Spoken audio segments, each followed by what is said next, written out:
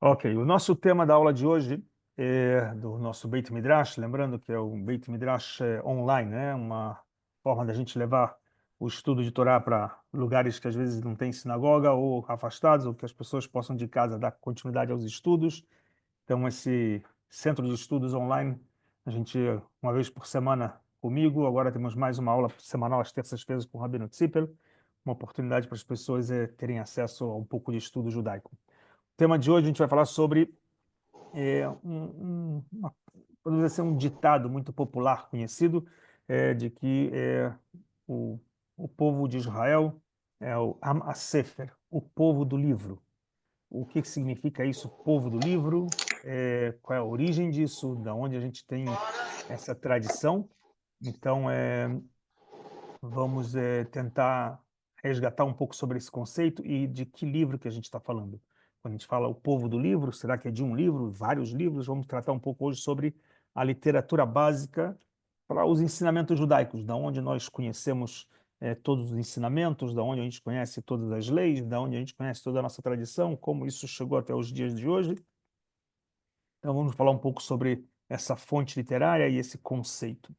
Então, praticamente a gente tem algumas fontes básicas que nascem de um versículo bíblico. Na Bíblia, no Pentateuco, nos 5 livros de Moisés, tem uma passagem no livro Vaikra, no terceiro livro, que fala sobre as leis para o povo de Israel, que Deus dá para o povo de Israel através de Moisés, e usa uma expressão muito interessante.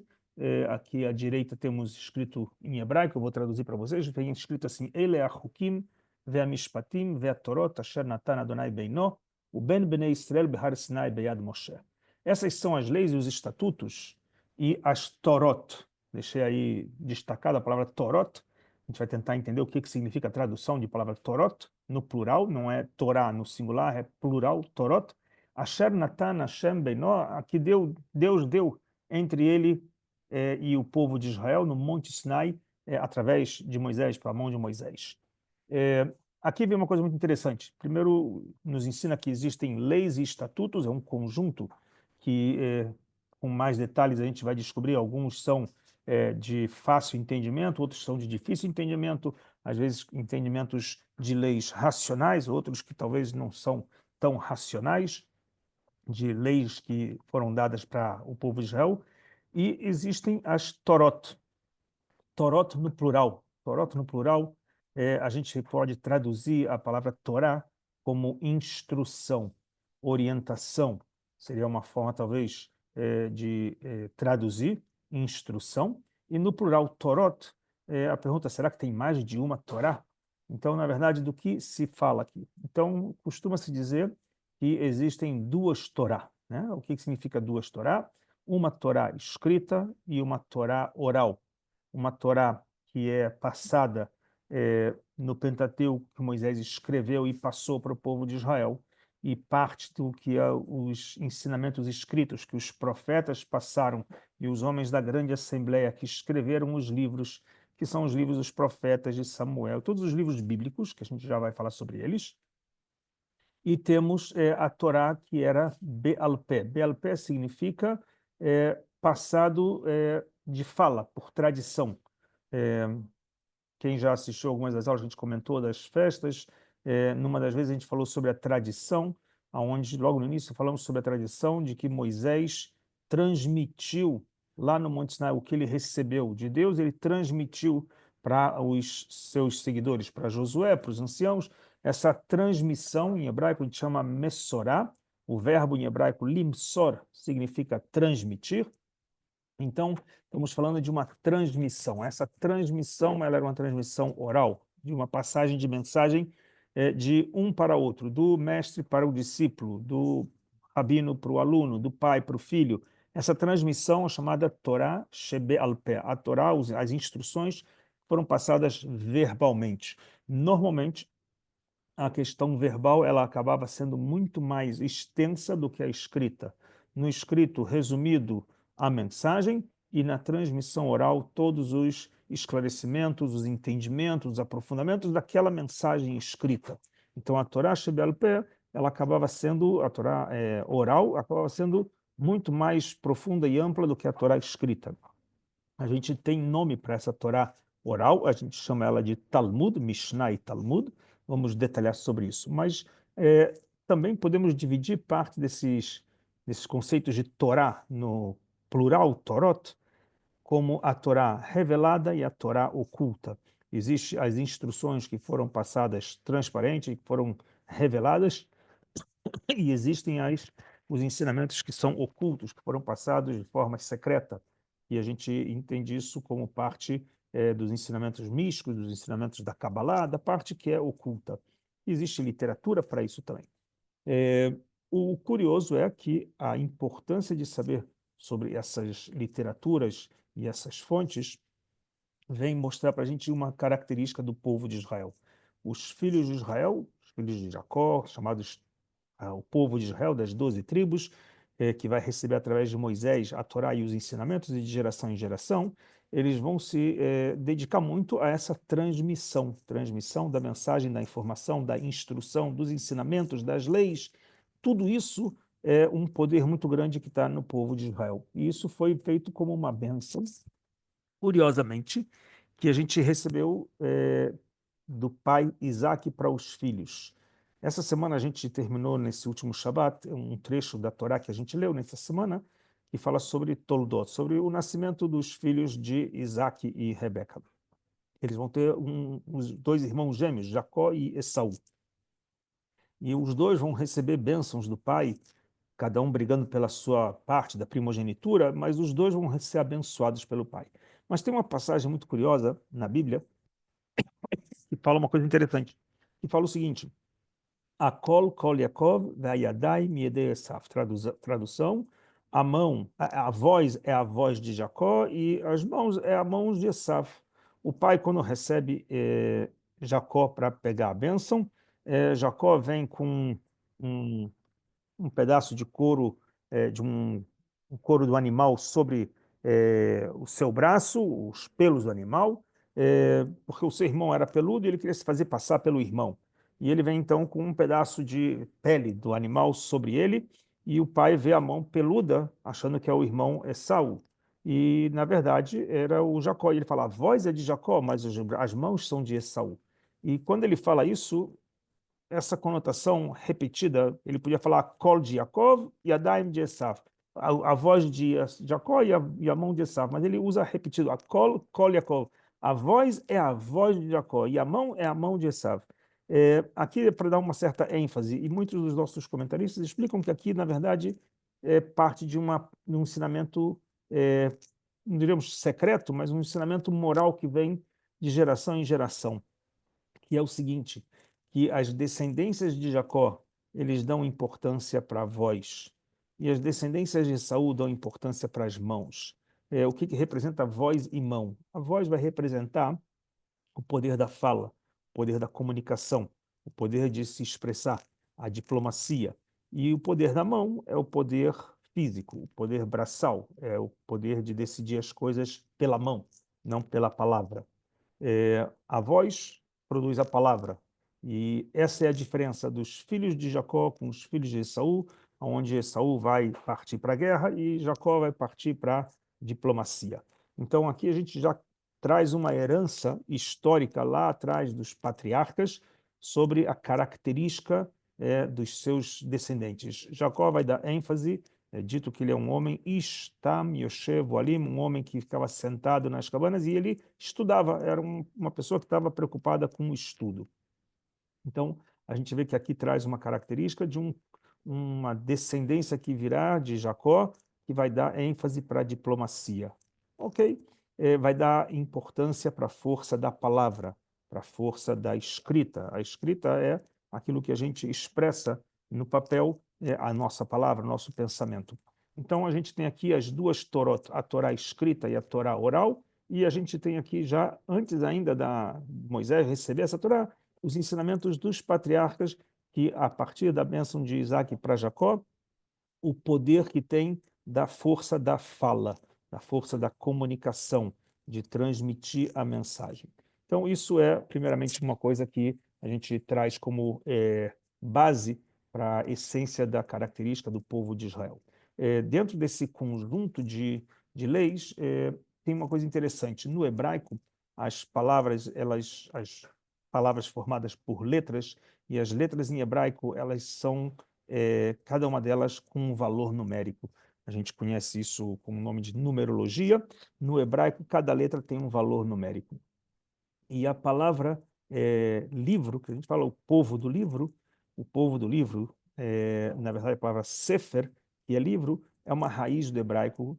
O hebraico tem as suas palavras com raízes básicas, normalmente com 3 letras. Ela vai aparecer aqui algumas palavras com a mesma raiz. E a gente vai falar um pouco sobre elas para entender que a verdade está muito além de somente ser um livro, não é mente apenas um livro. A palavra sefer é livro e a palavra sipur é conto. E a palavra mispar é número. É, a palavra safir é safira, a pedra safira. E dessa mesma raiz a gente também tem a palavra sefirá, sefirá ou sefirot no plural. São as sefirot da revelação da Kabbalah, os 10 sefirot que temos de conexão com Deus, de forma de se conectar com Deus. O que tem de curioso aqui? No hebraico, a gente pode falar de sipur, de um conto, quando a gente conta uma história. Ou você vai contar um relato, ou você vai contar uma história, então você vai contar um sipur. Mas quando você conta, no português a gente também usa isso, o contar não é somente contar uma história, pode também contar números. Contar números, então lispor, ou mispar. Mispar é um número, ou seja, contar também é contar número. Contar pode ser conto de história, contar pode ser contar números.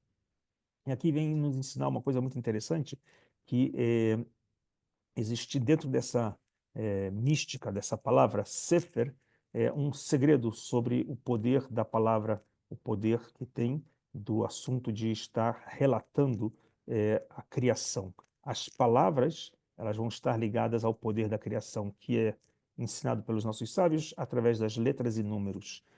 Como um grande programa de DNA, um grande programa que existe de tudo que é criado através da palavra.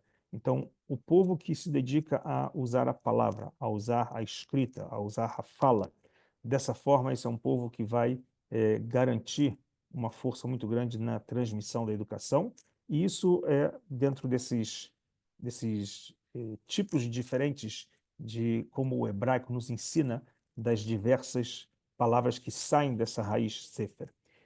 Curiosidades que a gente vai ter nas sefirot, formas de conectar com Deus, as 10 sefirot, elas também estão interligadas com esse segredo. O assunto não é Kabbalah, o assunto é livro e literatura, mas vamos abordar também um pouco sobre isso. Então a gente vai ver primeiro de tudo o organograma de como que esses livros foram contados e ensinados de geração em geração. Então eu vou mostrar aqui para vocês, deixa eu botar um zoom para ficar melhor. Temos dentro da Torá escrita, Torá, Nevim e Ketuvim. Dentro da Torá escrita temos o Pentateuco, os profetas e as escrituras. Eu vou detalhar um pouco mais com isso. Dentro dessa tradição escrita temos a parte oral, onde uma parte oral tem a secreta, que é traduzida como parte dos ensinamentos do livro do Zohar, e temos os diversos ensinamentos que foram através de Midrashim, que são relatos, parábolas, contos, que são um conjunto de livros chamados Midrashim. Tem Midrashei Agadá, Midrashei Rabbah, tem vários livros sobre esse processo de transmissão do relato, do conto, da passagem histórica. A parte legal dos comportamentos, de como deveríamos viver o código de leis. No final, a Torá ela é um livro de instrução de vida e tem parte de relatos de contos históricos e tem parte de leis comportamentais, como a gente deve viver no nosso dia a dia. E parte desses conjunto de leis também vão ser conhecidos com o nome de Mishnah. Mishnah, e depois disso vai se expandir em Talmud. Mishnah dividida. Mishnah vem da palavra leshanen em hebraico, que significa repetir, repetidamente. Era ensinado oralmente e passado de geração em geração. E era ensinado de forma repetida, até as pessoas saberem de cor. Afinal de contas, não tinha como ficar toda hora as pessoas anotando, não tinha esse conceito de livro escrito, impresso. Então, as pessoas aprendiam de cor, literalmente passavam de geração em geração de cor ensinando. Então, nos pergaminhos se escrevia coisas resumidas, grande parte era passado oralmente. Abaixo do tempo, conforme vai seguindo o desenvolvimento da história, essa literatura da Mishnah vai sendo esclarecida e vai ser escrito todo o código de leis a partir de um debate, de uma discussão entre os sábios nos lugares onde eles viviam na terra de Israel e os sábios que foram para o exílio na Babilônia. E lá se desenvolveu o chamado Talmud, que é uma forma de estender todos os ensinamentos comportamentais da Mishnah, agora esclarecendo através de relatos, de contos, de episódios que pudessem justificar os códigos de leis, como a gente deve, no final das contas, se comportar. Então, existe o Talmud babilônico, o Talmud jerusalemita. É chamado jerusalemita, mas não era em Jerusalém, na verdade, era na Galileia. Jerusalém já estava destruída nessa época, estamos falando do século II em diante. Jerusalém estava destruída, os judeus que ficaram na terra de Israel, parte deles ficaram na Galileia. Jerusalém não tinha tanto liberdade de culto, as pessoas eram perseguidas na época do Império Romano, depois do Império Bizantino. Então, a maior parte dos sábios se desenvolveram com os ensinamentos na Galileia. Logo após esse período, a partir do século VII, começa o desenvolvimento das leis mais práticas, resumidas, sem todos os approach, todos os ensinamentos, todos os apanhados, todas as análises. Somente a lei prática começa a ser desenvolvida, é chamado do Rishonim. Junto com isso, paralelo, tem um período onde começa também a desenvolver a literatura da filosofia, explicando o porquê desses comportamentos, o questionamento desses comportamentos, fazer por que motivo, qual o significado.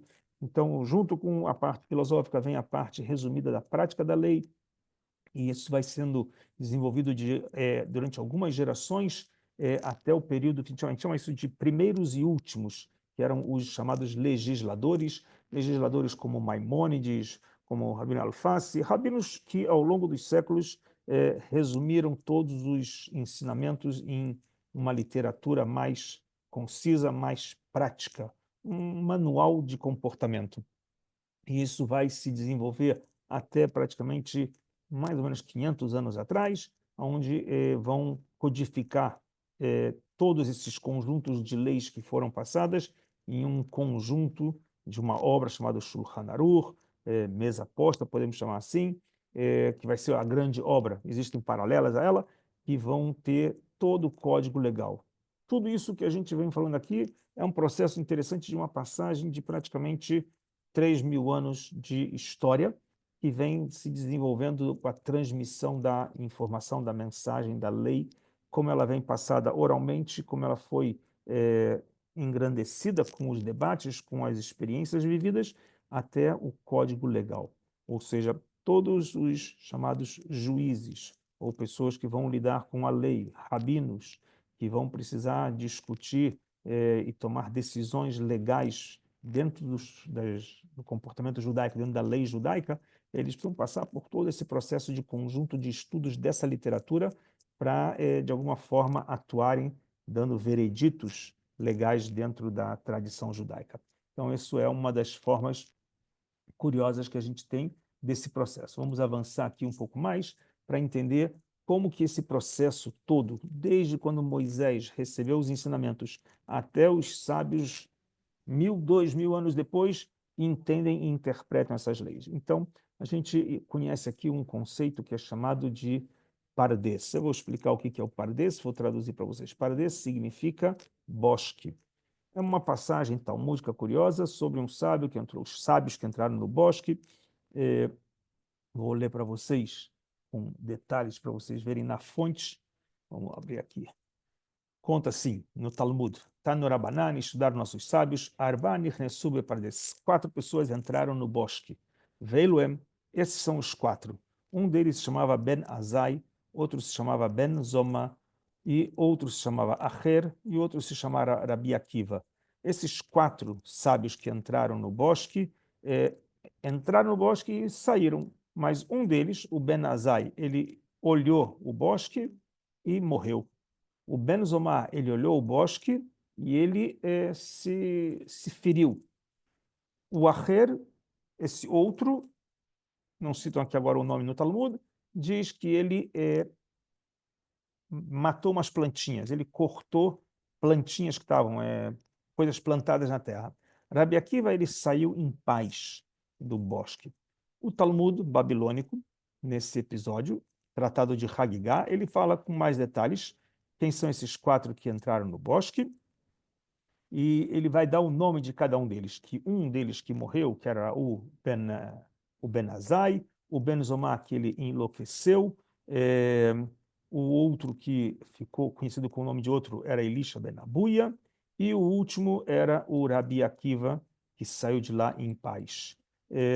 Curiosamente, esses 4 sábios, eles entraram até o final do bosque e tiveram reações diferentes, cada um dentro da sua maturidade, como eles reagiram a todo o conhecimento que eles tiveram. Entrar no bosque é uma forma lúdica de como o Talmud quer ensinar para a gente alguém que entrou nas profundidades do conhecimento. A palavra bosque, em hebraico, pardes, ela se escreve com essas 4 letras em hebraico. Pardes, a letra Pei, a letra Resh, a letra Dalet e a letra Samer. Aqui vocês podem ver, o Pei significa da palavra pshat. Pshat é literal.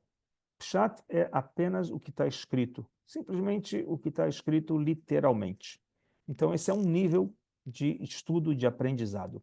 O segundo nível de estudo de aprendizado é o Duresh, se aprofundou mais no bosque, é o Remez, é alguém que já entrou em um nível mais profundo, além do que está escrito no literal. Ou seja, são dicas de um significado que está dentro do texto, um ensinamento mais profundo, não apenas o que está escrito literalmente. Pode ser de forma tipológica, ou que vai fazer uma alusão, ou que vai fazer algum tipo de exposição mais ampla do que está no literal escrito. Ou seja, o remes é alguma coisa que está indicada, subentendida.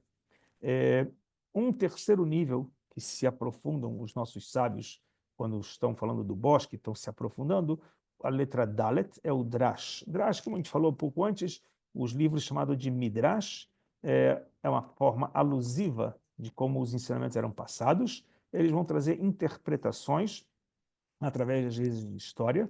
Eles vão descobrir o significado pelo Midrash, analisando palavras, colocando o formato das letras, vão fazer um monte de comparações entre histórias e acontecimentos para fazer modelos comparativos entre ações e comportamentos para ver como se tirar um aprendizado, como chama, lição de moral, a lição da moral de alguma história, né?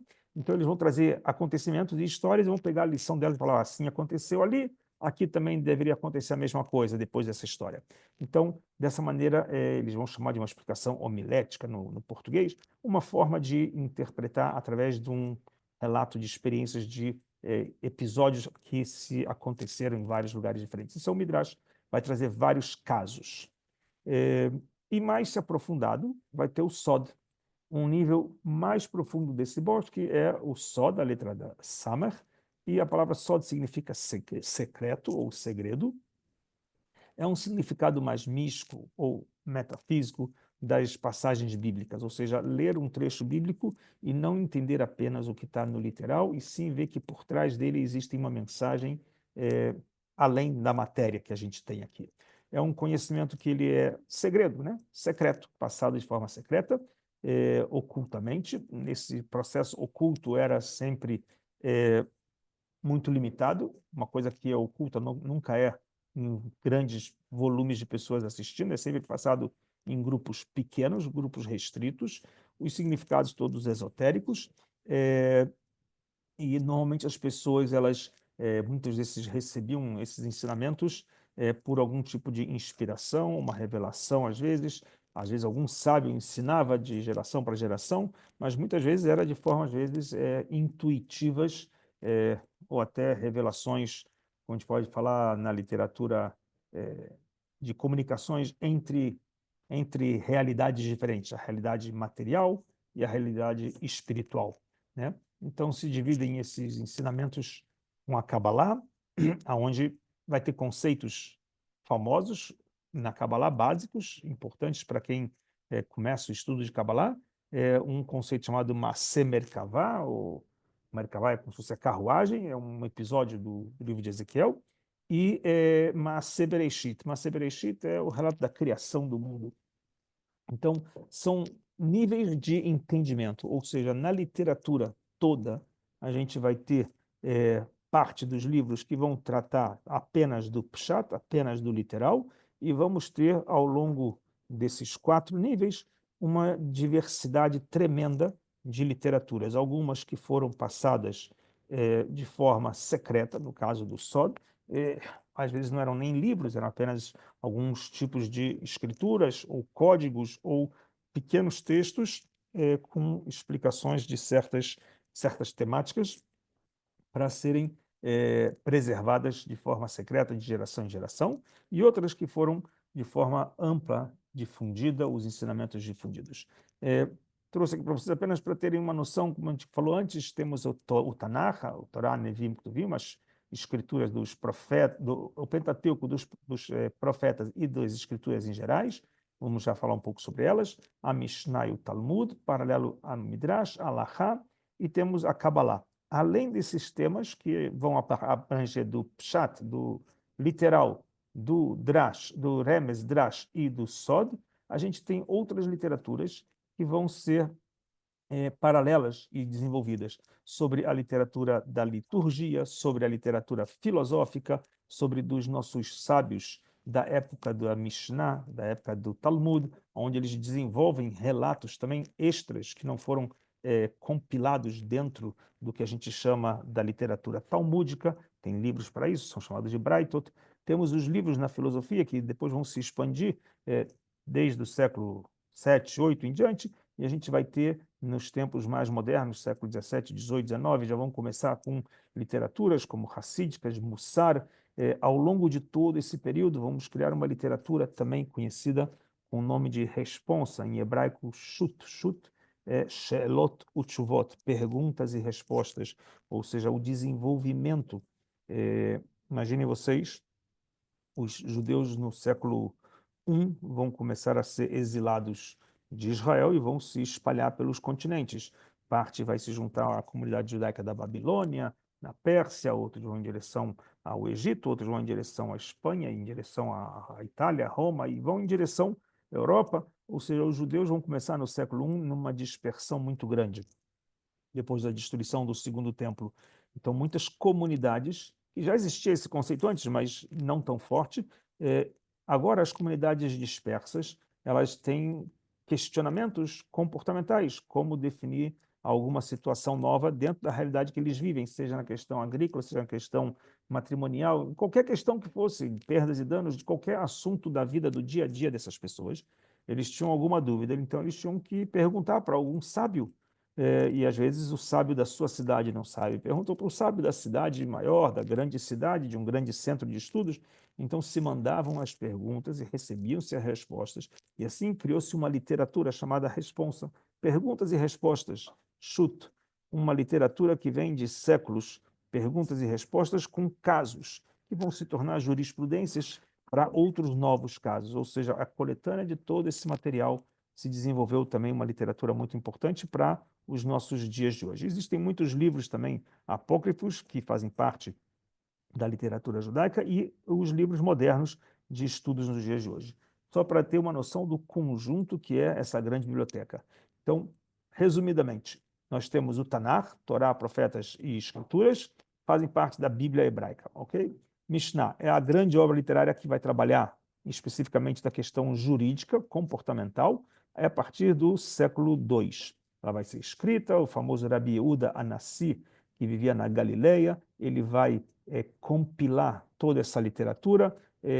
Alguns dizem que ele, olha que interessante, ele fica bem triste quando ele termina a obra. Normalmente, quando a pessoa termina a obra, a sua grande obra literária, vai ficar alegre, vai ficar feliz. Mas conta que ele fica triste e questionam por que ele fica triste com o término da obra. Ele fala porque você não consegue colocar no papel tudo aquilo que está nas ideias. Ou seja, toda a Torá oral que é passada verbalmente, tudo que era passado oralmente, as grandes ideias, ele tem que reduzir isso e colocar no papel. E na hora que ele faz essa redução, muitas coisas vão se perder. Ou seja, A preocupação dele era que talvez ele vai deixar alguma coisa de fora, ou que não vai ser claro o suficiente para as pessoas. Então, ele não ficou tão contente com isso. Você perde um pouco do poder que tem da palavra quando você coloca no papel. Na hora que você colocou no papel, a palavra pode ser muito mais esclarecida, muito mais ampla, e na hora que se coloca no papel, perde do seu poder. Então, isso é uma coisa interessante de ver, o poder que tem na tradição das palavras da transmissão. Mas ele criou essa literatura e serviu de base. Logicamente que ele usou algumas regras interessantes de que tudo que está dentro ele vai servir de ensinamento modelo padrão, ou seja, se tem algum ensinamento que não foi canonizado dentro, canonizado não é o termo, né, mas compilado dentro da Mishnah, se aparece alguma literatura, tudo que está ensinado, que está fora dessa literatura, dá para se entender com aquilo que está incluído. Ou seja, ele usou regras de comparações, modelos comparativos, para que se tiver algum ensinamento que não foi incluído dentro, dá para se aprender com as coisas que estão dentro. Para que, uma vez que você tem que limitar o papel, né, o papel é limitado, o número de quanto você consegue botar no papel é limitado, ele conseguiu organizar e fez isso de forma temática. Ou seja, tudo que estava ligado à parte agrícola é uma ordem inteira sobre a agricultura. Tudo que está ligado à parte das festas, uma ordem só sobre as festas. E cada uma dessas ordens subdivididas por temas. Então, a parte da agricultura vai tratar sobre todos os temas da agricultura, a parte de festas vai tratar sobre todas as festas. Então, é um tratado de Shabat, um tratado de Pessah, um tratado de Yom Kippur, e cada um desses tratados. E fora a questão de agricultura e fora a questão de festas, tinha a questão também dos relacionamentos, então perdas e danos, e a parte jurídica dos juízes, da parte moral, tudo isso, da parte de relacionamento, então casamento, divórcio, todos esses tratados fazem parte de um conjunto inteiro de ordens divididas, organizadas, em um total de 6 ordens. Então, se a gente conhece do Pentateuco os 5 livros da Bíblia, na Mishnah a gente fala de 6 ordens da Mishnah. O Talmud vai ser todo o debate de todas as gerações, do século II até o século V, onde evoluem todos os ensinamentos que eram da Mishnah, onde eles trazem relatos de histórias que vão servir de jurisprudência. Aconteceu em uma comunidade tal fato, e lá foi julgado, estudado dessa forma.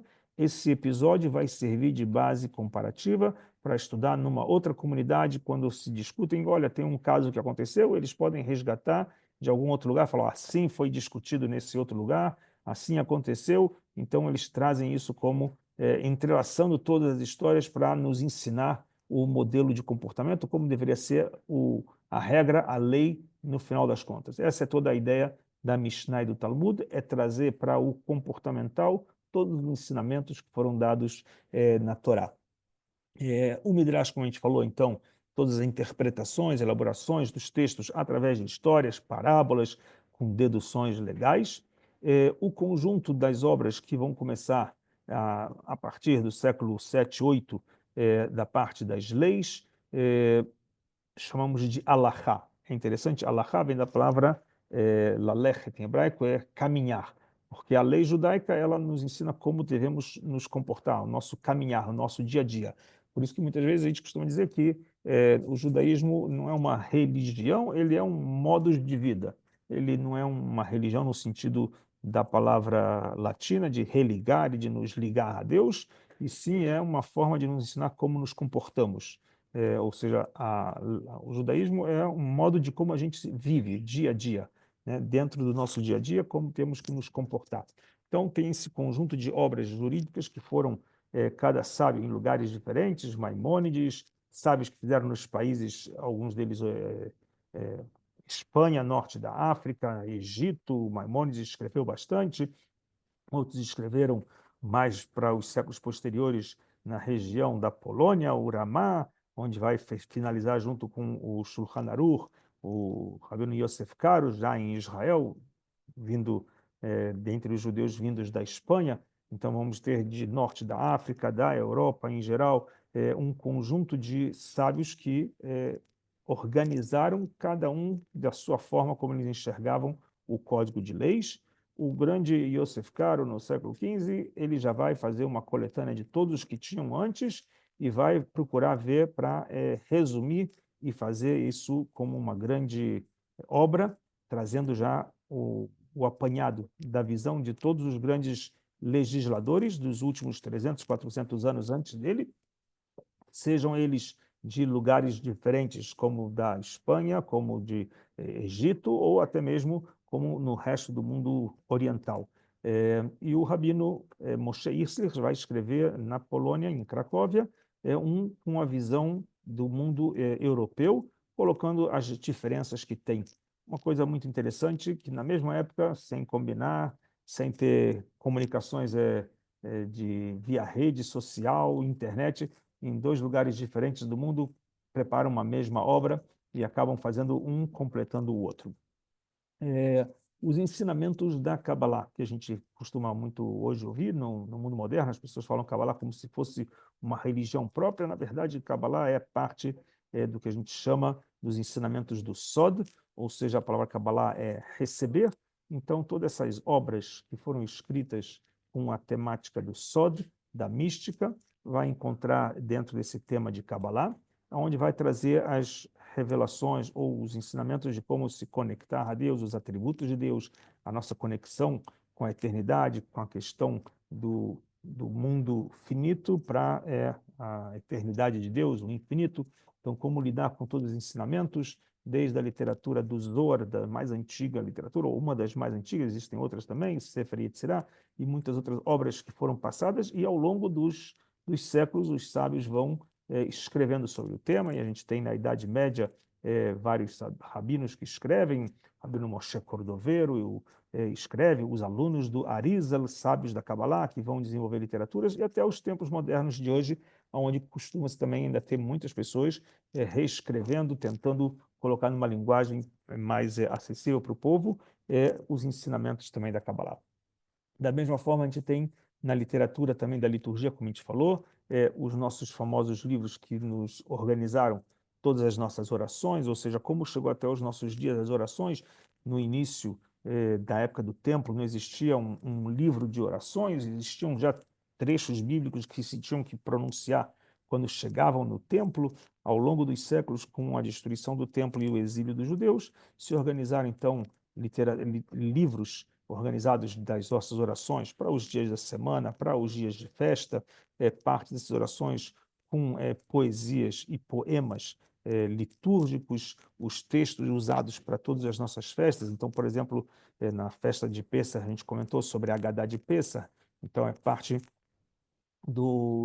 da produção literária, que ela já existia desde a época do templo, e ao longo dos séculos elas foram sendo ampliadas, acrescentando novos trechos que pudessem ajudar a geração da época a entender a mensagem da mitzvah, no caso da contagem da saída do Egito, e assim os livros foram sendo produzidos, parte dessa literatura, para o nosso ritual dentro do nosso dia a dia e dentro das nossas festas. Livros, logicamente, do pensamento judaico, da filosofia, da teologia.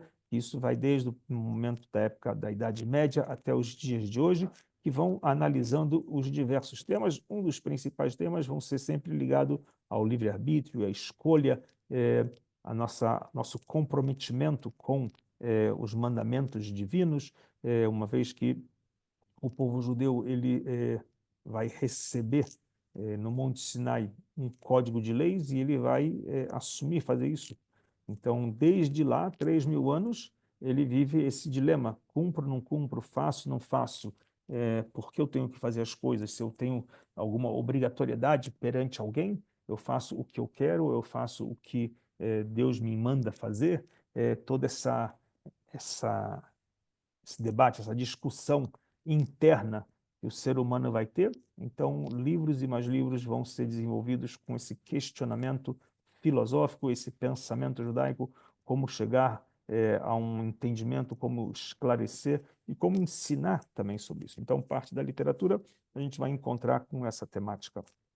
Ao longo do período da Mishnah e do Talmud, vários comentaristas bíblicos, comentaristas não só bíblicos, mas também do Talmud, vão escrever comentários.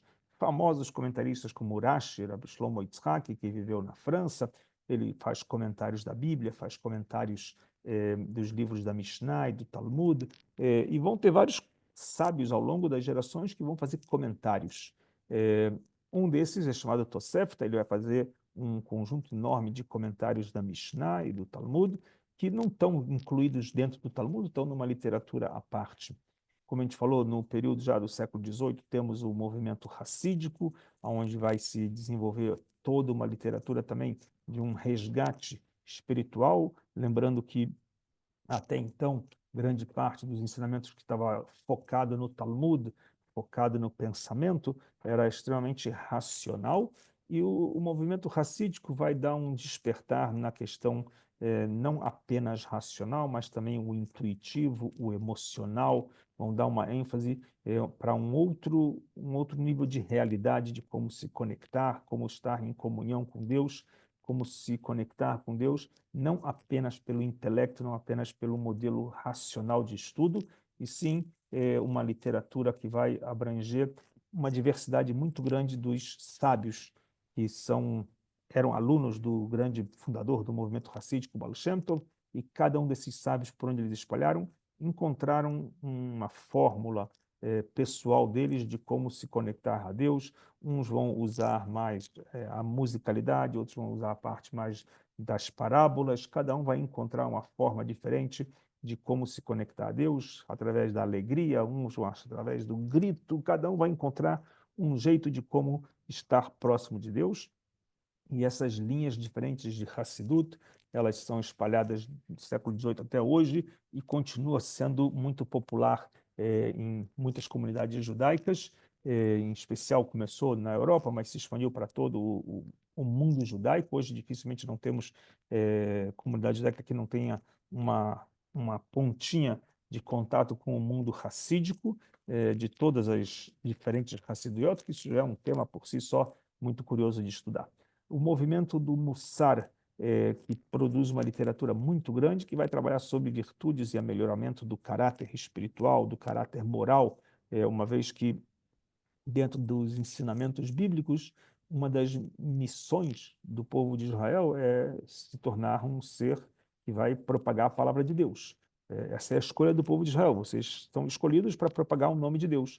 Então, como a gente vai fazer isso se a gente às vezes está em comportamento imoral, em comportamento pouco espiritual, não tão adequado? Então, a gente precisa melhorar o nosso comportamento, melhorar nossas virtudes, nossos atributos, nosso caráter. Então, a Torá Mussar, a teoria, os ensinamentos do Mussar, é nos melhorar a moralidade. Então, toda uma literatura criada de geração em geração, os nossos sábios, querendo que nós aprendemos cada vez mais uma evolução, né? Querem nos mostrar o caminho, trazer pela literatura ensinamentos de que a gente pode se tornar um ser melhor. Toda a ideia de que nós estaremos num processo evolutivo espiritual. A ideia de que a gente vem para esse mundo para evoluir. Então, Torá Mussar vem ensinar isso, como desenvolver uma melhora do meu caráter. Falamos sobre o responsa, das perguntas e respostas. Existe uma literatura também que, durante gerações e gerações, elas foram compiladas na época do Segundo Templo, exatamente no momento de crise, quando o Segundo Templo está para ser destruído, a preocupação de como passar os ensinamentos, uma vez que o povo judeu vai se dispersar, não vai ter mais a centralidade. Isso é uma das grandes preocupações com as mudanças históricas. O povo de Israel centrado durante quase 1000 anos na terra de Israel, desde o período de Josué até o período da destruição do Segundo Templo, com pequenos intervalos de saída para a Babilônia de 70 anos, mas centralizado na terra de Israel. Então, todas as leis comportamentais, todos os modelos de ensinamento, de estudos, eram ligados à realidade que eles viviam. Uma vez que eles são exilados e começam a viver fora de Israel, muito do material de que foi produzido perde a sua validade e precisa se encontrar uma forma de como substituir essas leis. Exemplos básicos, por exemplo, lei agrícola. As leis agrícolas que eram voltadas para a terra de Israel, uma vez que você não está na terra de Israel, como você põe essas leis em prática? Elas não são válidas para um campo agrícola em Atibaia, por exemplo, né?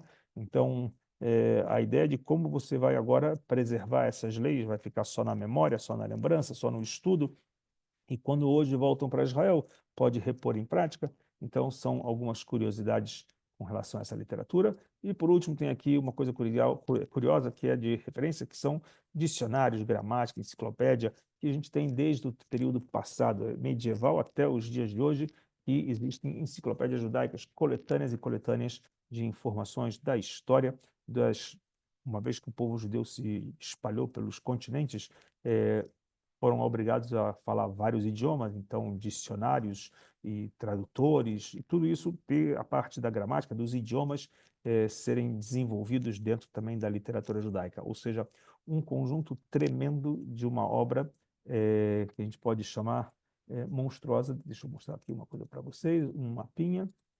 Aqui, esse mapinha aqui, só por curiosidade, para a gente ver como que uma grande obra de livros que foram passando de geração em geração. Se a gente pega de cima, 3.300 anos atrás, com a entrega da Torá no Monte Sinai, até os dias de hoje, todo o desenvolvimento de obra que vai passando de geração em geração, de geração em geração. Alguns chamam isso de como um grande oceano, um grande mar, né, que você entra dentro dessa literatura e acaba é, sem fim. Cada vez que você entra, tem mais e mais material a ser lido e estudado. Ou seja, a biblioteca judaica, da literatura judaica, ela acaba se tornando uma obra, uma coisa sem fim. Talvez por isso o ditado de povo do livro acaba se tornando, Am Sefer, acaba se tornando algo, não é apenas o povo do livro da Bíblia, que é muito comum. Quando fala o povo do livro, é o povo que traz a Bíblia. Moisés traz o Pentateuco, traz a Torá e quer mostrar isso para o mundo inteiro como uma luz para todas as nações. Como você faz isso? Não é simplesmente com apenas o Pentateuco, mas com tudo que se aprende, tudo que se desenvolveu desses ensinamentos até os dias de hoje. E esse é o grande poder que o povo de Israel recebe com essa bênção que foi dada para Jacó, com o poder da fala, com o poder da comunicação, com o poder de escrever e falar e transmitir a ideia, e não usar a mão, o braço de forma a uma ação forte, a uma ação brutal, uma violência, diferente de Esaú, que assim era um caçador, usava da violência. Então, nós trazemos aqui uma coisa muito interessante para aqueles que não têm acesso a todos esses livros. Quero mostrar para vocês, vou fazer uma nova. Vamos ver aqui, deixa eu passar para vocês. Existe uma outra tela que eu quero mostrar para vocês. A tela essa chama Sefaria, para vocês conhecerem. Logicamente tem em inglês e tem em hebraico, mas vale a pena vocês conhecerem. É um site que tem uma literatura judaica monstruosa, toda ela numa tela de computador, né? Pode ser no celular também de vocês. Ou seja, todos que tiverem interesse, Sefaria é o nome do site, sefaria.org e sefaria.org.il, onde tem acesso, tem a opção de botar em outros idiomas aqui, inglês, hebraico. Então, vocês podem ter, no caso em inglês, para facilitar para vocês. Vamos ver se vai colocar, não vai mudar. Não mudou. O que não mudou, eu não sei, mas tudo bem. Onde temos opções, onde pode... Ó, mudou agora. Ok, foi para o inglês. Então, a gente tem a opção Tanakh, Mishnah, Talmud.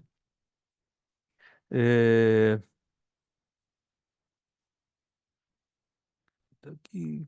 Então, temos aqui todos os temas que a gente falou da nossa aula, aonde cada um deles você pode abrir e você vai ter todos os livros lá, o Gênesis, o Êxodo, os Levíticos, os Números, Deuteronômio, todos eles você pode encontrar neles. Você quer do Midrash, você quer da Kabbalah, aí você vai ter vários livros da Yetzirah, livros do Bahir, o Zohar, o Tikkun Zohar, livros mais modernos, menos modernos, medievais, ou seja, dezenas e dezenas de livros, leis.